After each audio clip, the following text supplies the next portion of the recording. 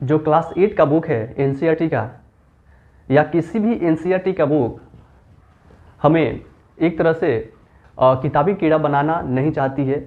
ये हमें बौद्धिक इंटेलेक्चुअल माइंड को विकसित करना चाहती है, यानी हमें एक तरह से सोचने विचारने को प्रेरित करती है एनसीईआरटी। इसलिए एनसीईआरटी पढ़ना ज़रूरी हो जाता है कि इनमें दी गई जितने भी बातें हैं वो तो उसका क्वेश्चन आंसर तो आप कर लेंगे, लेकिन इसके बाद भी आप उसको एक तरह से उसको बोल सकते हैं कि जब आप इसको पढ़ लेते हैं तो इस पर खाली टाइम में इसको सोचिए कि ये कैसे हुआ, एक दूसरे के साथ रिलेट कीजिए, ऐसा क्यों नहीं हुआ।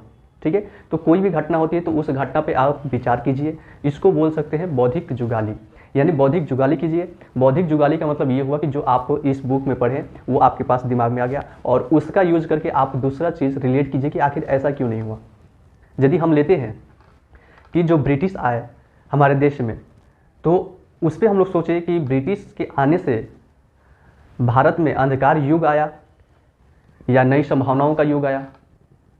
तो इस तरह से, और यदि अंधकार युग आया तो क्यों आया, किस तरह से आया, किस किस चीज़ों को हम लोग पॉइंट आउट करेंगे, किस किस चीज़ को रेखांकित कर कर हम लोग चलेंगे, किन किन परिवर्तनों के तथ्यों को हम लोग नई संभावनाओं के रूप में कंसीडर करेंगे।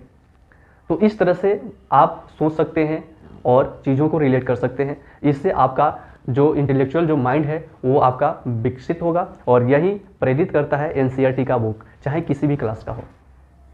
तो इसलिए एनसीईआरटी पढ़ने से पहले इस चीज़ को अपने दिमाग में बैठाने की ज़रूरत है कि जो चीज़ हम पढ़ेंगे बहुत ही अच्छे से पढ़ेंगे और इस तरह से पढ़ेंगे कि कुछ चीज़ें हमारे दिमाग में आ जाए और इसके बेसिस पर हम कुछ सोचने के लिए तैयार हों, प्रिपेयर हों।